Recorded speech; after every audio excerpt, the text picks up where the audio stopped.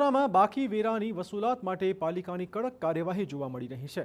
Makarpura ST ડેપોની વસૂલાત માટે ડેપોને seal કરાયો છે। ડેપોની તમામ કચેરીઓને પાલિકાએ સીલ માર્યું છે। એસટી ડેપોનો ₹1.96 કરોડનો વેરો બાકી બોલે છે। જ્યાં સુધી વેરો નહીં ભરાય ત્યાં સુધી કચેરીઓ બંધ જ રાખવામાં આવશે।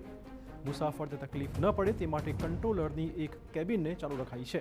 ઉલ્લેખનીય છે કે પહેલા કંટ્રોલરની કેબિનને પણ સીલ મારી દેવાઈ હતી, પરંતુ પછી મુસાફરોને તકલીફ ન પડે તે માટે સીલ ખોલી દેવાયું છે।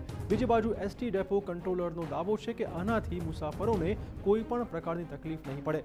બહાર બેસીને પણ મુસાફરો માટે યોગ્ય વ્યવસ્થા કરવાની તેમને સૂચના આપવામાં આવી હતી।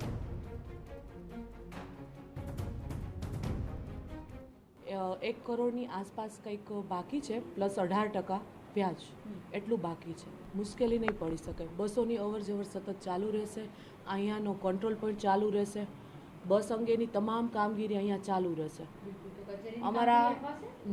અમારા ડેપો મેનેજર મેડમે પણ કીધેલું કે જે કાંઈ તમારું કાર્ય છે એ સતત ચાલુ રાખો। બારે બેસીને તો પ્લેટફોર્મ ઉપર બેસીને પણ પોતાનું કાર્ય સતત ચાલુ રાખો। માર્ચ મહિનો શરૂ થતાની સાથે જ પાલિકાના જે વેરા વિભાગ છે તેઓ દ્વારા વેરાની વસૂલાત શરૂ કરી દેવામાં આવી છે।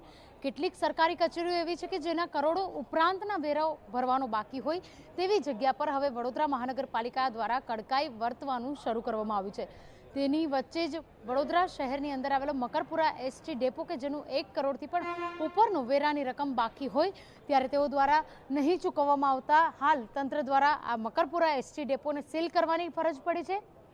જ્યાં સુધી આ વેરાની ચૂકવણી નહીં કરવામાં આવે સાથે સાથે તેઓને 18% વ્યાજ પણ ચૂકવવા માટેનો આદેશ કરાયો છે। ત્યારે આ સમગ્ર બાબતને લઈને હાલ મકરપુરા એસટી ડેપોને સીલ કરવામાં આવ્યું છે। તમામ કચેરીઓ બંધ રાખવામાં આવી છે, પરંતુ મુસાફરોને કોઈ તકલીફ ના પડે જેના માટે થઈને કંટ્રોલરની એક કેબિનને ચાલુ રાખવામાં આવી છે।